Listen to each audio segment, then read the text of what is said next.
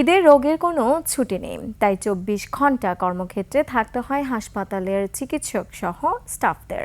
রোগীদের সঙ্গে কাটছে তাদের ঈদ। হাসপাতালে ঈদের খবর জানাচ্ছেন আলী আহমেদ। শিয়া বাটার ও ভিটামিন ই সমৃদ্ধ লিলি বিউটি সোপ, তারুণ্যময় উজ্জ্বল ত্বকের জন্য। সোহরাওয়ার্দী হাসপাতালের বহির্বিভাগে রোগীর ভিড়, লম্বা লাইন জরুরি বিভাগেও, পরীক্ষা নিরীক্ষা, রোগী ভর্তির কাউন্টার, সবখানেই ভিড়।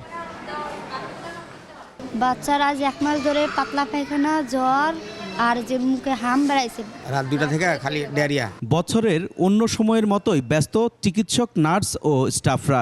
ঈদের ছুটির কথা ভুলেই গেছেন তারা। রোগীদের সেবা করা এটাও একটা খুশি, আর এটা আমার দায়িত্ব, তাই আমরা ডিউটি করতেছি। আমরা রোগীদের সেবা করে আনন্দ পাই। আমরা হয়তো আমাদের পরিবারের সাথে ঈদ করতে পারি না, কিন্তু রোগীদের সাথে আমরা ঈদ করতে পারছি, সেটা নিয়ে আমরা আনন্দিত। আর রোগীরা মানে আমাদের সেবা কন্টিনিউয়াস চলতেছে। তারা মানে আমাদেরকে দেখিয়ে তাদের সমস্যাগুলো বলতেছে, আমরাও সার্ভিস দিয়ে যাচ্ছি। না না না, এখানে কোনো কিছু বন্ধ নাই। এটা তো সার্ভিসটা খুবই ভালো।